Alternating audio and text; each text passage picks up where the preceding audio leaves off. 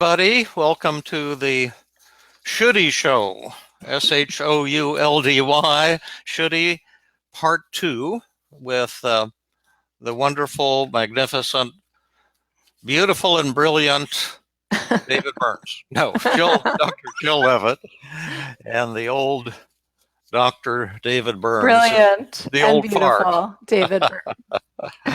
And we're just delighted to work with you, and we're going to go over today how to zap should statements. We'll give a brief summary of last week's show, which Jill will brilliantly start us off on. So welcome, everyone. Last week, we started to cover kind of what are should statements, why are should statements distorted.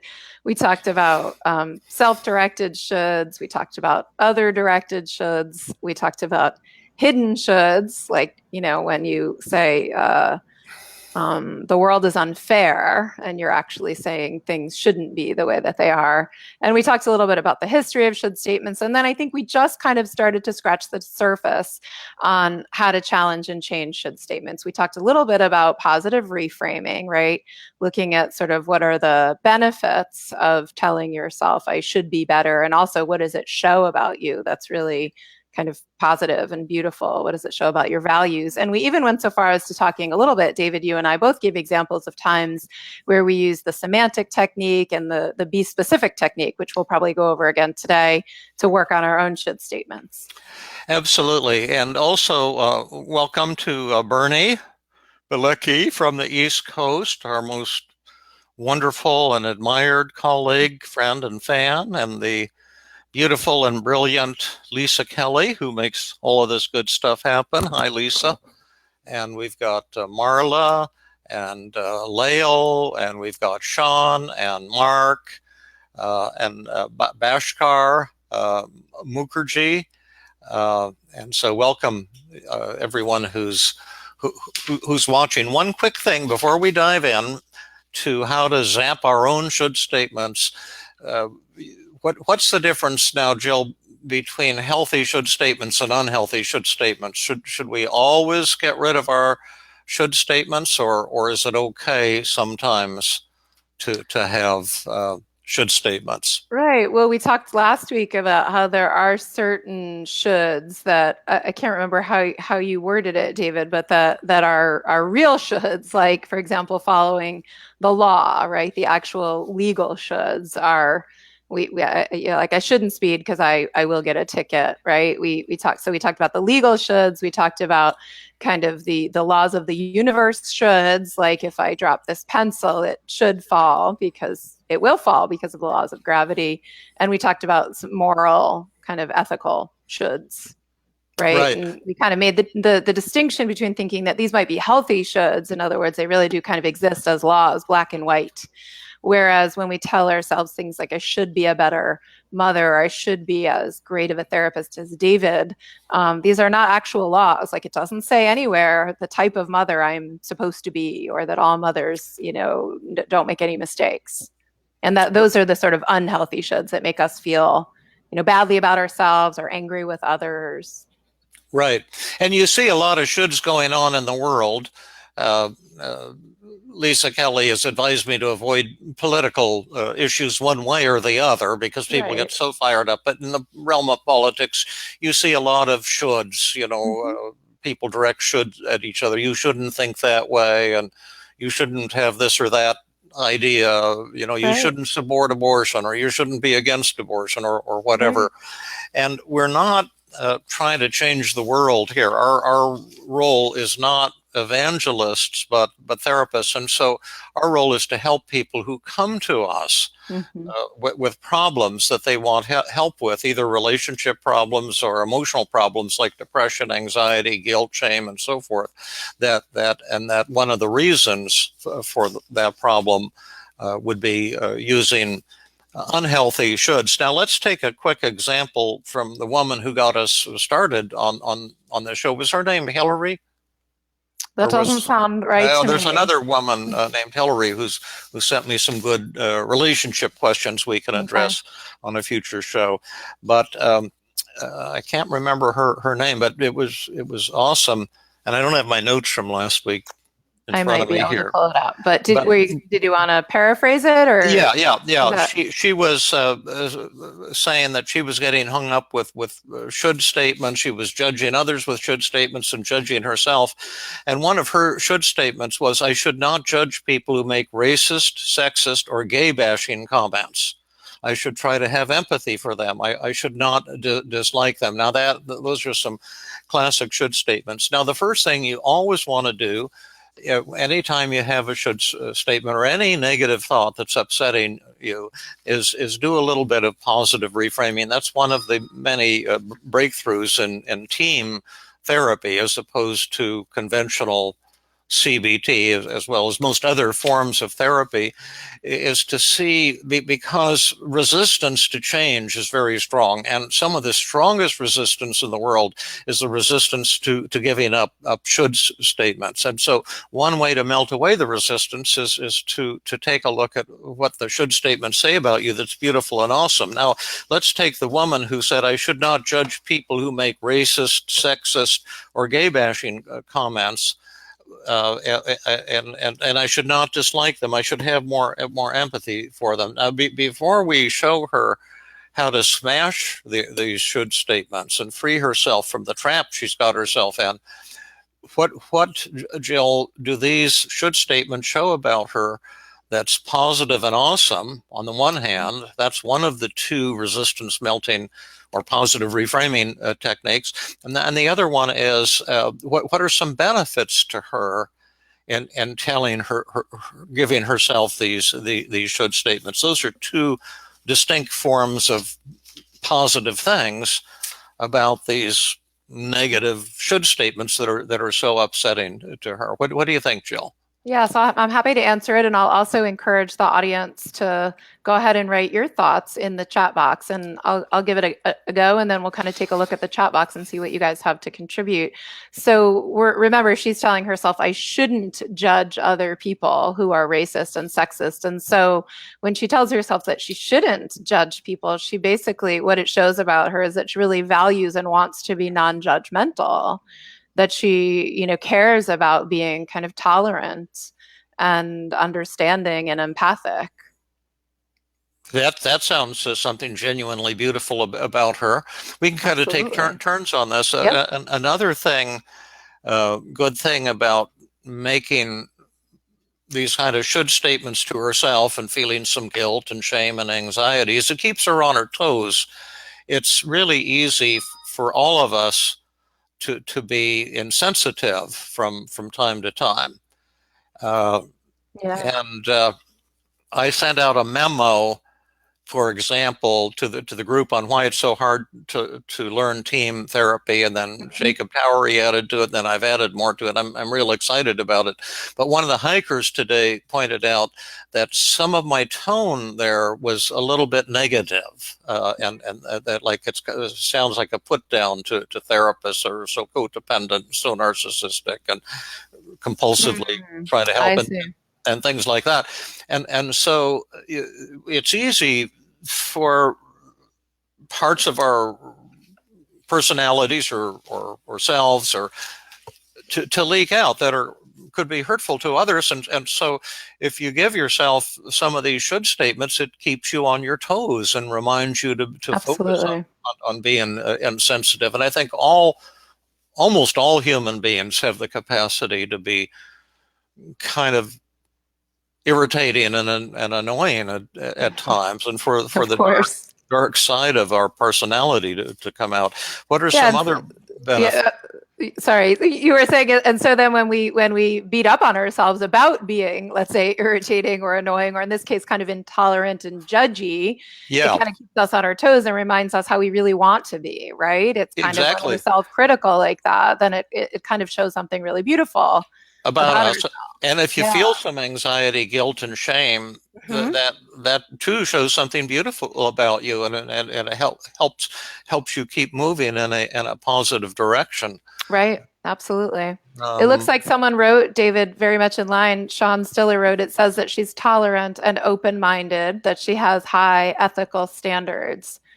So that's Yes. spot on, just what we're talking Yeah, about. that's another great thing about this woman. Yes, that she has a moral compass and Yeah. high ethical standards.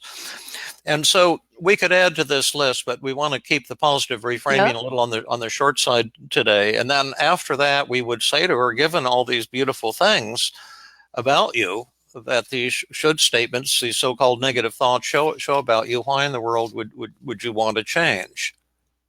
Right. And then she might say, what, Jill? Um, well, because I don't want to feel guilty and bad and ashamed. I would like to be able to be less judgmental of other people, but I don't think that I need to like rake myself over the coals or feel as down and ashamed and guilty as I feel. Right, right. And then that sounds good. That sounds good to me. And then you've done your positive reframing, you've melted away the resistance, and then you're going to have much better luck helping that person change their negative thoughts. And I did this on the hike today. I can't remember what the problem was, but somebody had this very negative thought and was all hopelessly stuck. And then I did positive reframing, and suddenly she found an almost instant solution to the thing that was bugging her. But Right. if I had tried to help her out before doing the positive reframing, we would have ended up yes butting.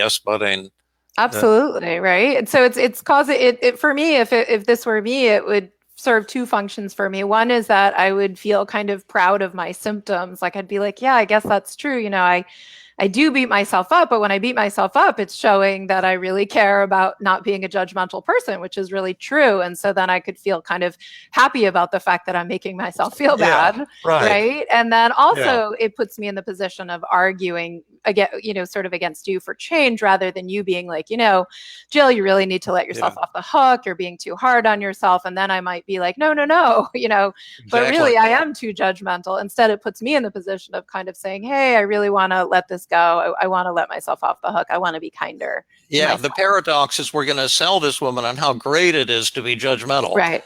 And that will paradoxically make it easier for her to give up all of these judgmental thoughts directed at others and directed at herself. Now let's talk about the semantic technique plus externalization of voices. We can perhaps combine these techniques. Okay.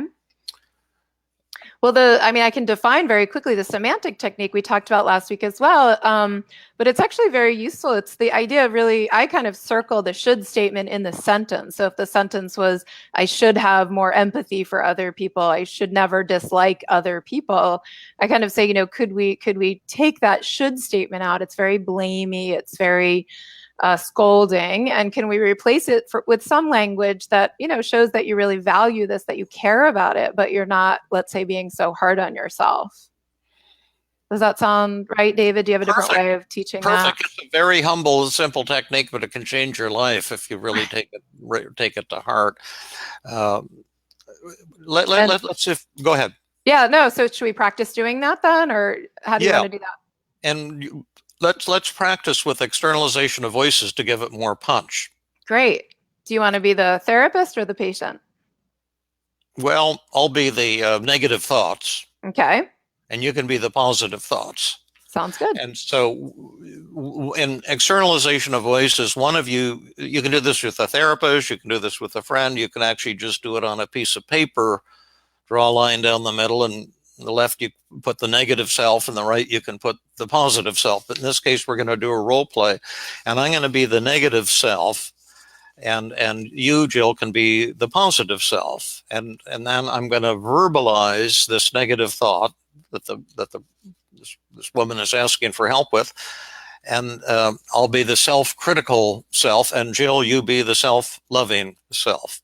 And I'll take these three should statements one at a time. Okay. And let's call her Helen, because I can't remember what her name I is. think someone said they think her name was Jenny. Does that sound right? Jenny, yeah, that sounds right. Jenny.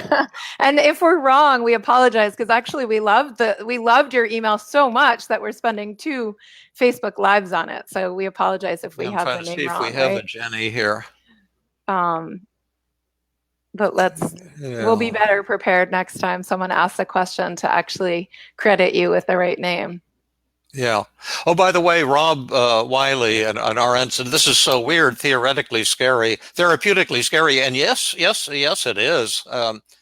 Absolutely. I think he said because it's like before that his comment was like worrying is equals love, Yes. Same which is deal. exactly what we're saying. Yeah, Yeah. there's a really nice, positive, beautiful aspect Yeah. to it. Right. Yeah. Okay, Yeah. so That's David, right. I'll be Jenny, right? Okay. Could I talk Okay. to you for a minute, Jenny? Sure. Is it true that you often judge people who make racist, sexist, or gay bashing comments? It is true. I feel sometimes really frustrated with people who make racist comments and sexist comments, and I do look down on them, and then I kind of look down on myself for looking down on them, and I feel Yeah. really guilty and really Yeah. crappy. Well, you should feel guilty because you should not judge people who make racist, sexist, or gay bashing comments. You should just love them to death. Well, um, you know, it's true. We've talked about that. Kind of beating up on myself for judging others does is something that feels on some level important to me because I really don't want to be a really mean and judgmental person. I want to be sort of open-hearted and kind, but at the same time, David, people are different, and No, I have my to name, admit, remember, is Jenny. oh, Jenny, Yeah, I'm right, the Jenny, negative Jenny. right, Jenny, I have to admit that I feel kind of frustrated with people and upset with people who make those comments. And I think it's okay sometimes to hold people who are more loving and kind of higher regard. I think it's okay to, there's no, it's not like I have to be 100% free of judgment all the time. Okay, who won, would you say? I would say me, but I wasn't super slick in my response. It was kind of wordy. Okay, let's try a role reversal, see if we can improve it a bit. And one Sounds of good. the principles in externalization of voices, it's a powerful technique, and you can see exactly when it's working a little bit, when it's not working at all, or when it's working tremendously. And if you keep humble with your client and say, "Can we do role reversals until we hit the ball out of the park?" Then you're not under so much performance pressure. But You I know what, thought it David? was, One thing I was going to say, though, that's hard. Maybe the audience feels this too. Is this is a tough one because it's a should about a should, right? Like, in yeah, my head, I get a little confused because we're talking about really. I want to be less self-blaming about the fact that I am judging other people, right? yeah. So Complicated. you be It's a the double should. negative. You Okay. be the negative. Yes. Okay. So Jenny, remember you're going to be the positive Jenny and I'm going to be the negative Jenny. Yeah. So Jenny, you should not judge other people who make racist, sexist, or gay bashing comments. You Oh, just should not be judgmental of them. I totally agree. Being judgmental never furthers my cause. It just alienates people and makes them fight against me, and it's pretty disrespectful. I prefer not to judge them as human beings, but at the same time, I think it's okay to judge their actions, and uh, because I think that racist, sexist, and gay bashing comments are pretty cruel and in a way unacceptable. But I think in my crusade to spread more love in the world, I do better uh, not to be judging others, as, quite so harshly, because then I'm involved in the same game that they're involved in, is judging human beings, and I don't know how to judge human beings. So I have to plead guilty as accused. Sometimes I do get a little judgmental, and I accept that. That was great. So, well, let me ask you then, who won that? You Well, we or have to me? ask you because you're Oh, because I'm theoretically the Jenny. Okay, patient. fine. Yeah. That was beautiful. I love that. I thought that was a big win. I really like that. Yeah, and it was just the semantic technique here, just changing the language, so I'm not dumping on myself so hard. And let's try the next I, one. Go David, ahead. I just want to make one other comment though. I actually think it was really a beautiful, I think it was more than the semantic. I think I might be wrong here, but for me, it felt also kind of like be specific. Oh It yeah, was, you really, to me, what actually struck home that I thought was best about your response is when you said, what I want to avoid is judging people as a whole. Like this is a worthless human being. This is a yeah, bad human being. Because then I'm no better than the person who's gay bashing. But yeah. what I can do is say I don't like this action. I don't like this article they wrote. So that was be specific, right? I think kind of Absolutely. directed I toward love it. Oh, another. yeah. Yeah, That's I why I love like that. working That was with you, great. Jill, because you have so many beautiful insights, and there's so many different ways to look at these things. This is one of the reasons I love this whole approach, because it's like a rich tapestry with many colors and dimensions to it. Let's try the second should statement this Jenny had directed against herself, and you be the positive Jenny, I'll be the negative. Jenny, don't you think that you should try to have more empathy for gay bashers I would love and to people who have. make sexist comments? I truly actually that is something I aspire to do, to have more empathy toward people, kind of regardless. And I'm working on that. And actually, I think even being a little ticked off at myself or a little upset with myself is getting me to up my empathy game. Who won? I think I did. Big or small? I think big. Big or huge?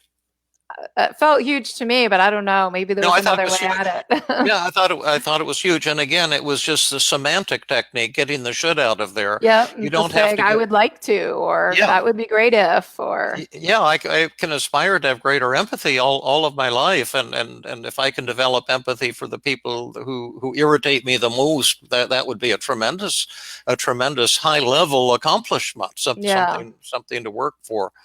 So you keep the goal of increasing Hmm. your empathy without beating up on yourself. Exactly. Let's try the third one was the one I liked the most, actually. Okay. I think we'd have the most fun with. Jenny, you should not dislike people who go around with white supremacist, racist, sexist, and gay bashing points of view. You should not dislike them. I You think I'm should going to feel go, warm and loving toward them. right. I think I'm going to go with a similar response that I came up with for the first one, or that you came up with for the first one, which is to say, you know what? I have to imagine that human beings are made up of a lot of different, actions and feelings and ways of being. And I don't want to dislike or write off a human being for an action that they take. At the same time, I actually want to hang on to my dislike for these actions, right? I mean, that's actually what motivates me to do good in the world and to say what I think is right and to speak my mind, which I think is really important. So I would say no, thank you. I don't want to give up my dislike of these actions, but sure, I would love to be able to see people as more than just an action that they take. That's a good one. Try a role reversal. Okay, great. I So gave you big but not huge on that, okay, but it might awesome. have been huge. Well, let you give it a shot. So Okay. David, sorry, Jenny, Yeah. Jenny, you should not dislike these people who are white supremacists or gay bashers. You Y- should You know, you welcome know, I, them. I just like lots of people and plan to continue doing that for the rest of my life. There are people I love to hang out with, like the wonderful Jill Levitt, and there's some people I don't care to hang out with, and these white supremacist, gay bashing, violent, hateful types are not my favorites, and I plead guilty as accused on that. At the same time, I do want to keep in mind that I don't want to write them off or judge them. So when I do interact with them, I can try to do my best to show some empathy, try to understand their point of view. There's actually a fellow on television who does that really well. He's a black guy, and he goes and hangs out with these white supremacists down south, the Ku Klux Klan types. He tries to understand them, and he actually does a beautiful job of befriending them. It's quite amazing. I can't remember his name, but he's on. I can't remember what channel he's on, some cable channel. It's really cool, and that's what I'd like to aspire to. But that doesn't mean I have to like these people or invite them to my dinner party on a Right. Saturday night. How And was that? oh, right. So now I'm supposed to say because I'm still Jenny. Yeah, I Yeah. thought that was great. I thought that was that. Yeah, that was a big win. That was a little more of kind of acceptance, right? Yeah. That's what it seemed like. You use the acceptance paradox, which is rather than shoulding myself and saying I should like them or I shouldn't dislike them, I could just say, Yeah. I don't actually like them, but I don't have to like everybody, and it's Yeah. okay to not like them, right? So that's, I'm Exactly. not really disputing that thought at all, or you're not really disputing that thought at all. We're kind of just saying that's okay. Yeah. Right. Yeah. Right. Yeah. So anyway, that's number one there. Should we get any feedback from Yeah, people let's or take a look at what questions? people wrote, and then we can move on to another one. Yeah, and we can do the bad mother thing Sure. if you're still up for it. Yeah. Sure. Oh yeah, Lisa told us Jenny Hammond is her name, so thank Oh you. yeah, So Jenny. yeah, we're going with Jenny. That's great. Yeah, thank you, Jenny, for your suggestions about should statements. Yeah, you gave us a lot, Jenny. Yeah.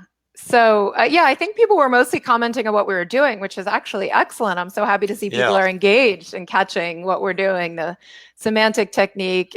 Mike Christensen is on, and Mike is with us. Awesome teacher and trainer. So he's also kind of describing what the semantic technique is here.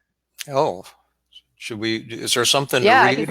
Yeah. So semantic technique, change the word should in a negative thought into something like I would like to, or I would prefer to, or this is an area that I'm growing in, right? Yeah. Yeah, I can't. I also like Raul wrote, we should judge the wrong actions without judging the total value of people, especially those of which they have no control. Right. The only thing I'd say to Raul is that you have a should statement in your in your comment, which is that we should judge the wrong actions without judging the total value. And we might like to describe that more aspirationally, like we would like to judge the wrong actions without judging the total value, right? Yes. Yeah, beautiful. And there was something else somebody said, but I can't find it now. Oh well. Someone wrote, Jill and David, would musts and have to statements be in the same category as should statements? Yes, And our answer is yeah, absolutely, yep. Rob De Gregorio says externalization of voices is one of my favorites. It's my favorite too, Rob. So let's talk about Jill here. You told me that you had some should statements. I should never yell at my children. Right. I should never lose my patience. I should try to be a perfect mother. I should never snap at my children. Tell us about that. Yeah, it feels, I will be honest and say it feels less present for me now, but there was a time actually, I know like a couple of years ago even, and I can definitely role play this because of course this comes into my mind from time to time, but a couple of years ago, I remember telling you, David, that I was, one of my older son was going through a really difficult phase and I felt really impatient with him. And I was telling myself I should be more patient and I should kind of always respond to him with kindness and love, and I should never snap at my children, right? And yeah, and that's obviously that's really painful because parenting is challenging, and we have good days and bad days, and we're doing the best we can. And so I remember saying I felt I would feel guilty, right, and upset if I ever kind of snapped at my kids or was impatient with them. Now, when I worked with you, Jill, years ago, that was what and we didn't do the positive reframing, right. And we hit the ball out of the park, but you kind of felt disappointed that we didn't. So why don't we not make that mistake today and ask our listeners now to do positive reframing before we try to take away Jill's should statements. And by the way, whenever Jill talks about her screw-ups, which is rare, unfortunately, but whenever you do, it's always a gift to me and to the group, because when we look at Jill, you really seem, a level above, me, and I think a lot of people feel that way, that your compassion is so fantastic. But all of us, it just shows us that we all are a little bit flawed. Some of us maybe more flawed than others, but we're all a little screwed up, right? Yeah, that's right. But anyway, what do Jill's should statements say about her that's positive and awesome. And what are some advantages to Jill in saying, I should never lose my patience. I should never yell at my kids. I should be a better mother. I should never snap it at my children. Because if we press the magic button, all those negative thoughts and feelings will instantly disappear. Is that something that Jill would want to do? So Rob says he should be taking notes. Well, I should be taking better notes. That's his should statement. I should be taking notes. Raquel says beautifully here that there should show that she is a good mother who loves her kids and wants to do a good job. Absolutely. Absolutely. Sean says, laughing out loud, love Dave's honesty. Thank you. Yes, honesty is such a relief for us when we think we're supposed to be so perfect. Bernie says it shows that she's very alert to being a loving, supportive mother. That's a beautiful thing. Let's see if there's anything else here. Tracy said this should show Jill cares about her children and wants to be the best mother that she can be. Yeah. So it looks like we're all in that same that ballpark, right? Wants to parent well, wants to be the best mother, that kind of thing. Wants to be a loving, supportive mother. Absolutely. And so given that, then Jill, maybe you wouldn't want to, if you press the magic button, all these shoulds will disappear. Maybe that's not such a good idea. Yeah. So I think it is a good idea. I don't think that telling myself how I should be is actually very useful to me, because then I just feel badly and guilty and all sorts of negative emotions, which doesn't actually sort of translate into good parenting. I think it would make more sense for me to be thoughtful about how I want to be, maybe even sometimes to plan or to think about ways of making self-improvements, because I do value always, sort of improving and being thoughtful and self-reflective. But I don't think that I need to make myself feel awful in order to do that. But when you get irritated with your kids, according to Sean here, it shows you have high standards for your kids. When I get irritated with my kids. Well, wait, I didn't say I wanted to get, let's see, am I working on getting less irritated with my kids, or was I working on? Another dimension of the thing. Mm-hmm. Another shade of it. Sure. We could say that, when I get irritated with my kids, it shows that I have high values for my kids. I think that's definitely true. I mean, that's a good pickup for sure. Yeah, great. Yeah, and then we could say the same thing for that one, though, which I think is a different dimension. But if I were trying to work on that, I would say, right, but like I could have high standards for my children and, guide them or coach them or, discuss with them without berating them, if that were what I was doing, right? If I were trying to work on snapping less at them or something. Yeah, sure. But I do want to make the point, it can be confusing because as the patient in this role play, I wasn't actually asking for help in trying to be less, to snap at my children less. Actually, I was asking for the opposite sort of help. I was asking for the help of stop telling myself I should snap at my children less, which is kind of the opposite, right? Do you know what I mean, David? Let's see. No. It sounds good. I think when you're saying I should never yell at my children, should never snap at my children. You're. And then I'm asking for help in not telling myself I should never snap at my children. I'm not asking for help in snapping less at my children. That's actually kind of the opposite. I want to snap at my kids and be proud of it, right? Yep. Yeah. Right. Okay. So let's see how we're going to do this. So what's your name? My name is Jill. And what's my name? And your name is Jill. Okay. Could I talk to you for a minute, Jill? Yes. I've heard through the grapevine that you sometimes kind of snap at your children, yell at them, and lose patience. Is this true? That is true. I sometimes do lose patience with my kids. Well, I just want to tell you that you should never snap at your children. Yeah.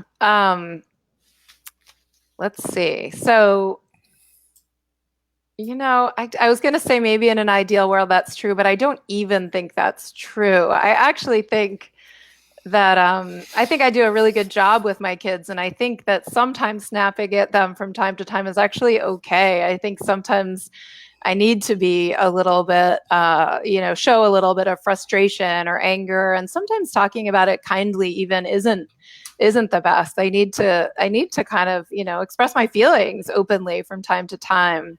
I certainly like to be thoughtful about the way that I parent and be loving with my kids, but I think actually, trying to be the perfect mother is a big waste of time. Great. Who won? I think I did. Big or small? I think it was big. Big or huge? I think it was huge. Yeah, I thought it was huge too. And why was it huge? I think there was a lot of self-acceptance in it. I think I kind of said that's bullshit. Like it's okay if I were snapping at them, all day, every day. Maybe I would have had a different response, and a different response would have been appropriate. But I think I'm saying here, like, kind of, I want to just accept myself and know that sometimes I do get frustrated or irritated, and really that's okay. Yeah. So I think I got to that. Like, it's not my goal to be the perfect mother. Yeah. Yeah. Raquel, amen to that. Yeah. No such thing as a perfect mother. Yeah. And then Sean was saying we could also try the double standard technique, and that's Yeah. a good one. The externalization of voices is a tad more powerful, but I just thought of another one, David. Can I yeah. say one more thing in response? Yeah. I'm kind of feeling on a roll here. So how about also Good. saying, like, in a way, when I do snap at my kids, I generally then kind of talk to them about it and apologize, sort of talk through the situation after.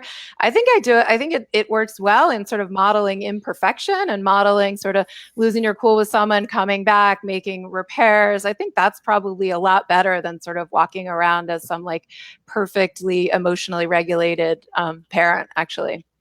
Yeah, I just love what you're saying, and we're talking here about how we care for ourselves, and whether we're going to beat up on ourselves with should statements and keep trying to be perfect, or whether we're going to accept ourselves as flawed human beings. And there's a powerful struggle inside of us. We don't want to accept ourselves as flawed because we think, if we beat up on ourselves enough and work at it enough, we're going to achieve some change, some perfection, some higher status, and enlightenment. Sometimes you have to go in the opposite direction, and enlightenment is not, doesn't have anything to do with being perfect, or achieving perfection. At least our humble view of enlightenment is you kind of just accept your second-rate nature, the fact that you're flawed, that you're human, that you screw up, and then that's when the magic occurs.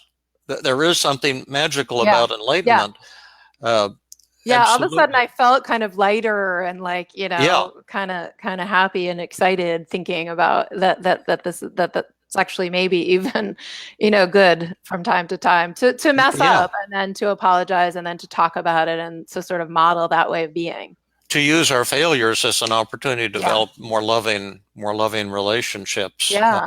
Let the ego die. Well, should we try some other directed should statements, Jill? Sure. Yeah.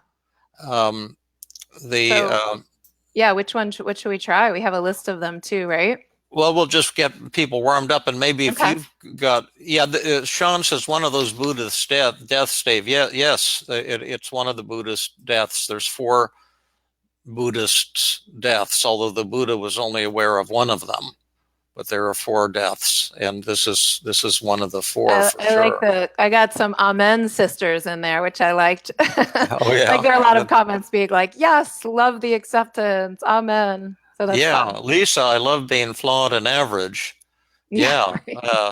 Sometimes I wish I was average. Yeah, people seem to like this. Raquel, love, yes, and loving yourself is a good place to start. That's a new idea that we might be able to get some mileage off of, because I don't think anyone's ever talked about self-love before. Right. Right. Okay, so anyway, let's talk about other directed shoulds. Yeah.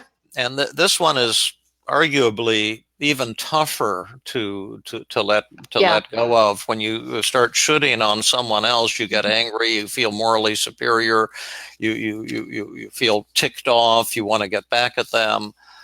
You blame them. You feel like you're an innocent victim, and that they're bad, and that you're good.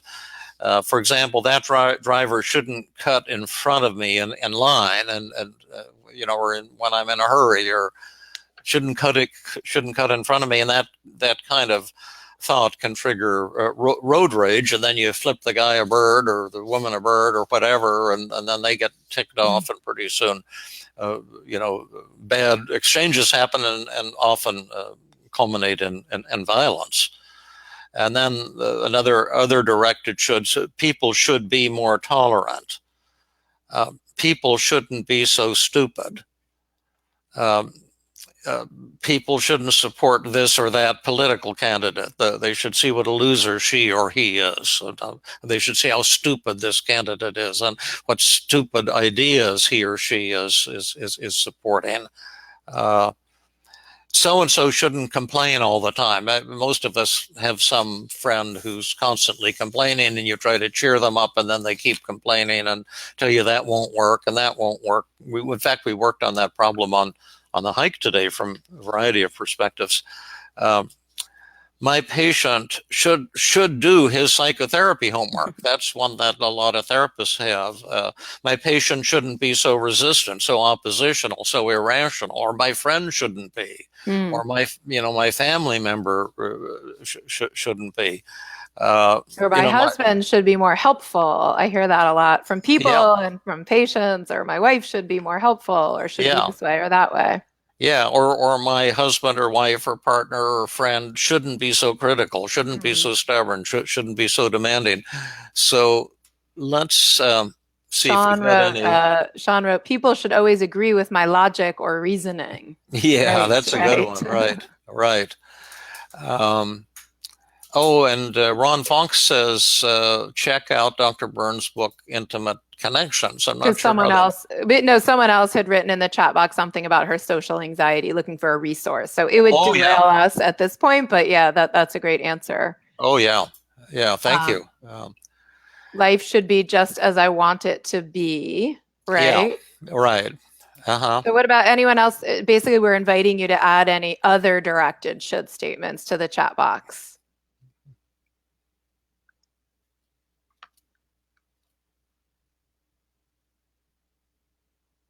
So we can wait a minute if we want to see if other people, so if anyone gets frustrated or irritated with other people and has other directed should statements, you can type them in the chat box.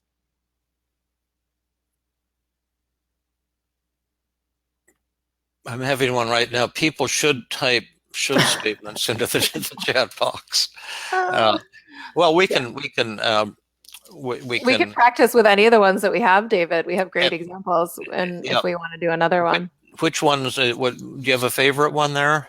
We do have a few that came up, right? You should know what I'm thinking. Oh yeah, that's a good one. Right, I love this one.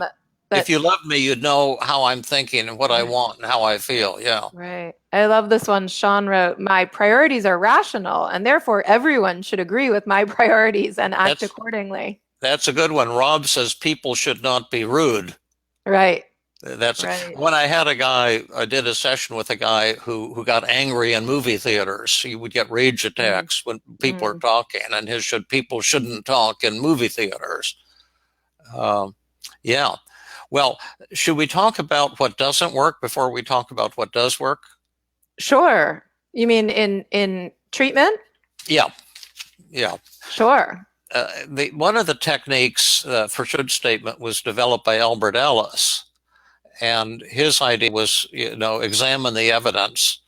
Like if you'd say people should not be rude, like Rob's thought, he would say, where is it written that people shouldn't be rude? And he would say that in a kind of indignant way. And now I don't mean to put down Ellis. I loved Ellis, but he was a real wild guy, and he had this confrontational way of doing therapy.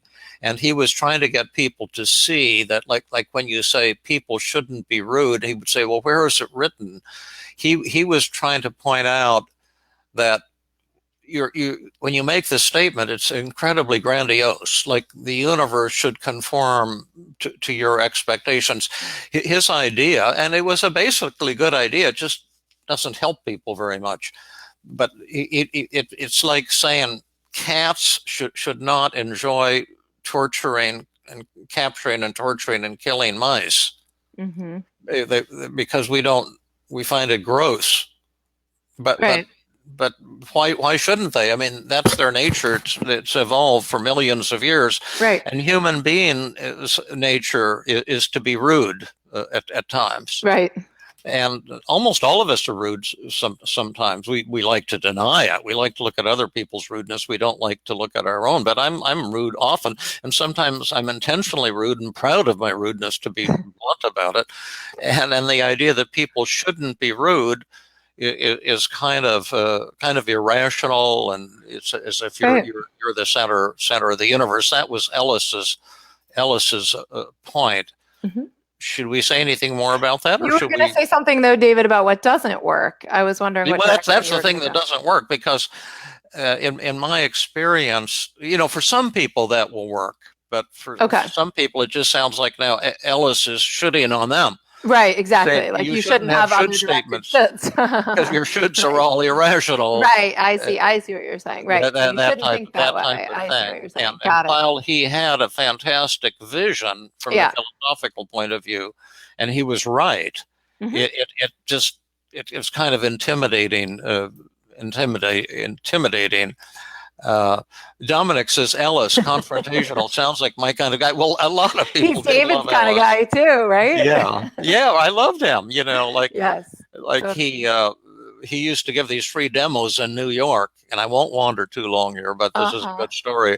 And he would do a live demonstration. They'd probably pay $5, and there's probably 100 people there watching him work on stage, and people loved him because he always did the things everyone else wanted to do but was afraid of doing. Right. And he once had this guy up on stage who was just whining and complaining and yes-butting him. And finally he shouted at the guy and said, "Get off my effing stage, you effing whiner." And the guy got off the stage. It's kind of therapeutically horrible, but it's kind of a thought that a lot of being real, I guess. Being real. That was Albert Ellis. Wow. But that, so David, I'm thinking we could take one of these other directed shoulds and maybe do a quick, positive reframing, and then move into a method like we did with the self-directed should. Does that make sense? Yes. Let's read Bernie's statement, and then we'll do that. Okay. Rob says, "Wow, awesome example." Oh my gosh, this is jumping around. Yes. People are rude by nature. Yeah, see, Rob gets it. Rob is very flexible and open, but a lot of people can't get it. But Bernie Berlicki, Albert Ellis would also say, "Where is the law that says blah blah blah?" Right. And so forth. But yeah. Yep. So okay, which one do you want to work on? People. Why don't you be the patient? I'll start by being the negative, and you'll respond. So you pick one that you like. Well, does that sound okay? How about my one that I sent out to the group this week? Therapists shouldn't be so codependent. Okay, let's do it. So your thought is therapists shouldn't be so codependent. Yeah. Okay. And I get kind of annoyed when I have that thought. Right. That this is the cause of all therapeutic failure. And the thought makes me feel kind of morally superior. Right.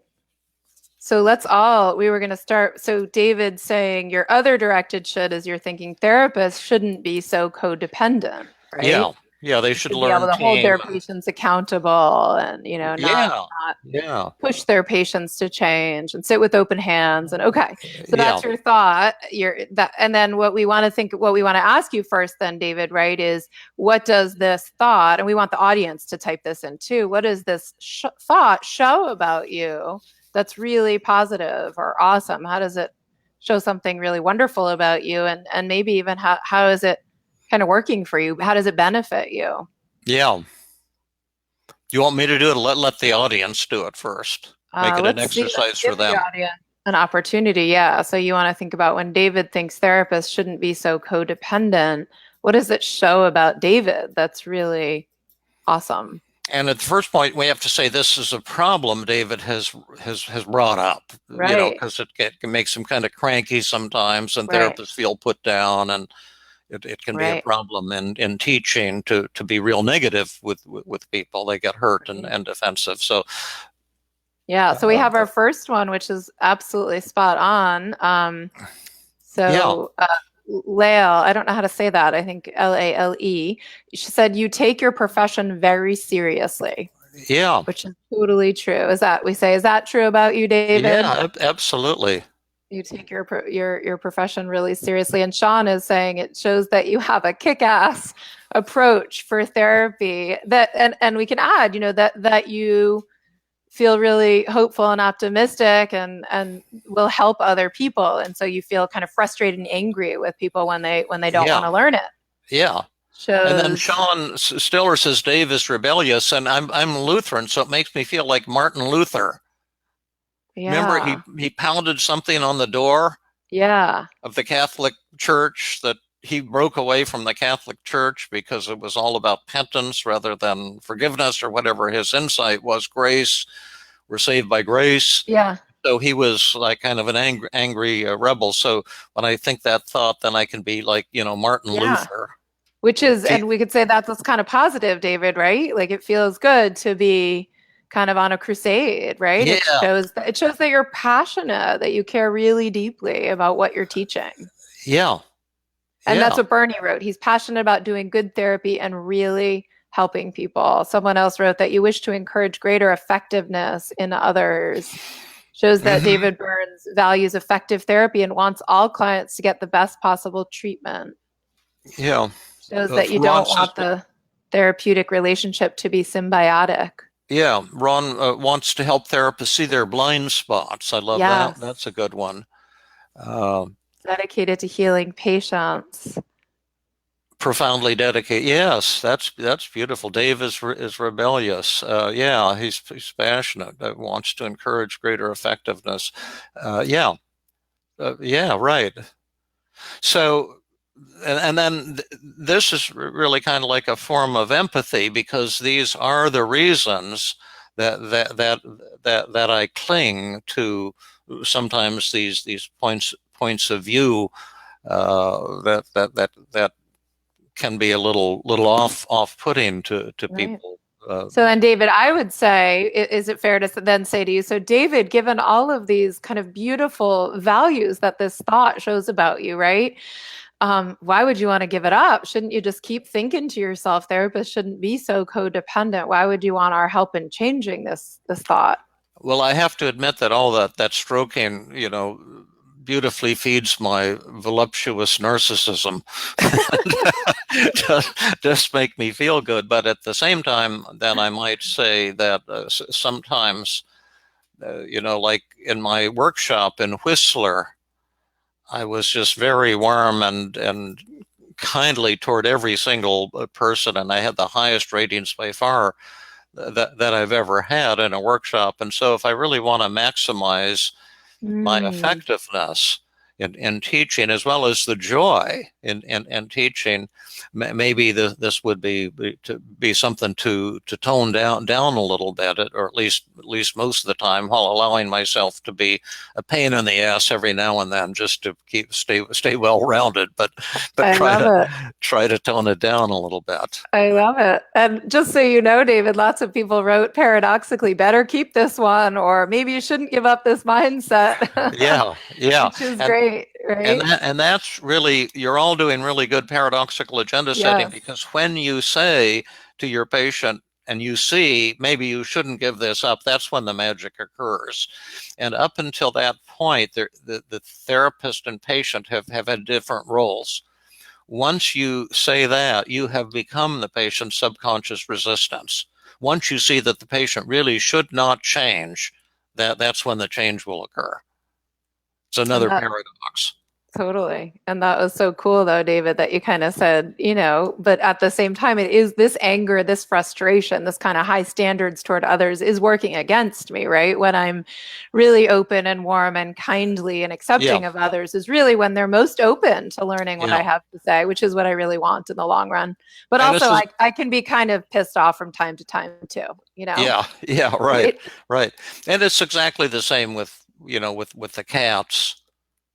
Yes. Is Just there a cat warmth. story coming? Yeah, well, no, no, no. Just in general, just warmth and letting them come to you, and then Yeah. and then stroking them. Yeah. That's where the magic comes from. Yeah. Not you can't tell a cat to Right. say stop chasing the damn Right. mouse. You should sit on my lap. Yeah, yeah, exactly, exactly. I feel that a lot, little Misty. She only does it when she's in the mood. Right, right, totally. So should we do a quick? Do we have time for a quick externalization of voices, David? Oh, sure. It's 3:55. I thought it was 3:35. Yes, we'll do a quick one, and then we have a few announcements. Yeah. Okay. I'll be I'll hit you with your should statement and have you Yeah. give a response, right? Yeah. Yeah. So David, yeah, I hear that you've been having this thought. It sounds totally spot on. Therapists shouldn't be so codependent. Well, I have to point out that the first 7 years of my practice, I was pretty damn codependent.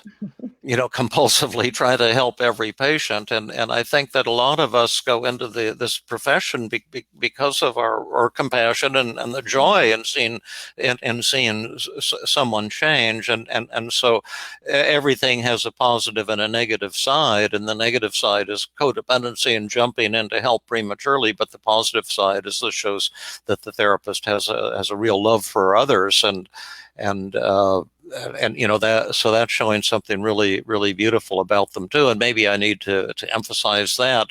Use a little sugar and the medicine goes down perhaps a lot more easily. Great. And who won that, you or me? Yeah, I thought that was pretty huge. Yeah, that was a huge win.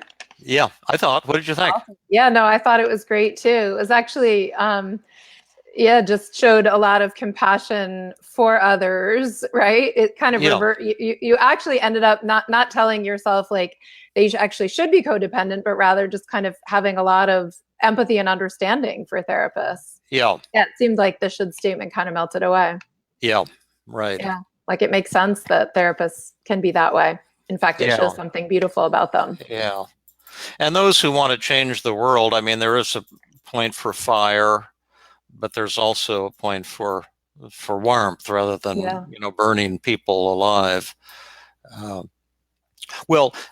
couple of announcements here before we go.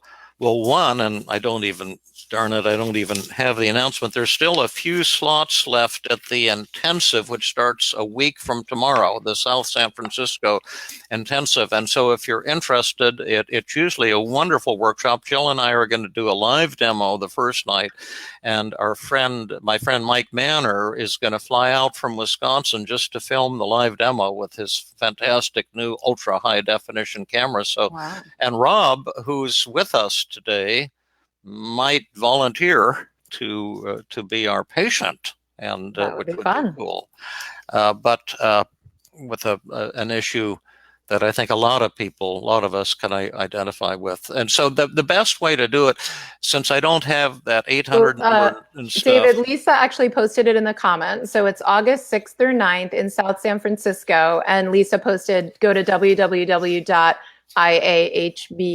Is it .org, Lisa? .org, iahb.org. Okay. And so also, I found the thing here. It's the 800 number is 800-258-8411. Okay. The second announcement is that we're going to take about a month off from the Facebook show for a little summer break, and also because I'm closing in on my new book, Feeling Great. I've gotten tremendous feedback from people, and I'm making a lot of changes to upgrade it. And so I really want to kind of pour myself into that.